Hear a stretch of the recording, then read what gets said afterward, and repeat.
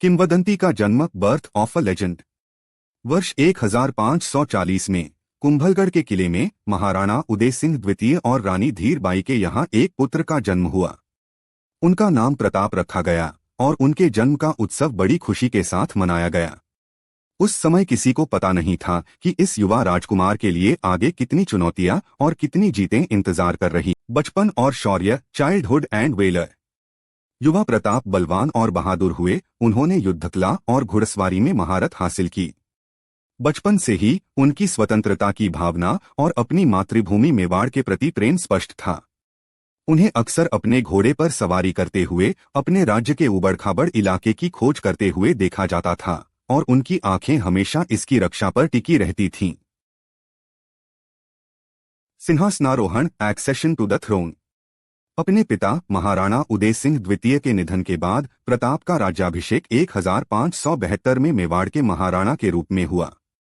यह बड़े खतरे का समय था क्योंकि शक्तिशाली मुगल साम्राज्य अकबर के अधीन तेजी से विस्तार कर रहा था और सभी राजपूत राज्यों से अधीनता की मांग कर रहा था। हालांकि प्रताप ने झुकने से इनकार कर दिया। हल्दी घाटी का युद्ध, the battle of Haldi Ghati. 1576 में वह अपरिहार्य संघर्ष छिड़ गया। महाराणा प्रताप ने अपनी सीमित सेना के साथ आमेर के मान सिंह प्रथम के नेतृत्व वाली विशाल मुगल सेना का हल्दी घाटी के युद्ध में सामना किया। भारी संख्या में कम होते हुए भी प्रताप और उनके वफादार घोड़े चेतक ने अद्वितीय साहस और भयंकरता से युद्ध किया। चेतक का बलिदान, चेतक्स सैक्रिफाइस। भयंकर युद्ध के दौरान प्रताप के प्यारे घोड़े चेतक को गंभीर चोट लगी। अपनी चोट के बावजूद चेतक अपने स्वामी को सुरक्षित स्थान पर ले गया। पीछा कर रहे मुगलों से बचने के लिए एक बड़ी खाई को कूद गया। दुख की बात है कि चेतक उसके तुरंत बाद अपने घावों के कारण दम तोड़ गया, जो उसकी वफादारी और बहादुरी का प्रमाण था। निर्वासन में जीवन और छापामार युद्ध, life in exile and guerrilla warfare.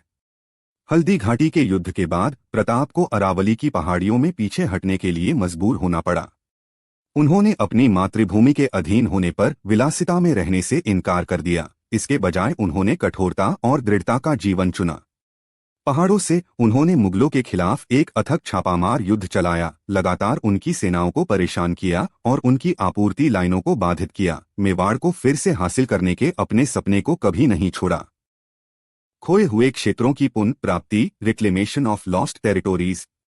अपनी अटूट दृढ़ संकल्प और अपने भील सहयोगियों की वफादारी के बल पर महाराणा प्रताप ने धीरे धीरे अपने कई खोए हुए क्षेत्रों को फिर से प्राप्त करना शुरू कर दिया।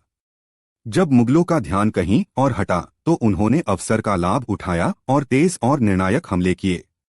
उनके प्रयासों का समापन 1582 में दिवेर के युद्ध में हुआ, जहां उन्होंने एक महत्वपूर्ण जीत हासिल की जो उनके संघर्ष में एक मोड़ साबित हुई।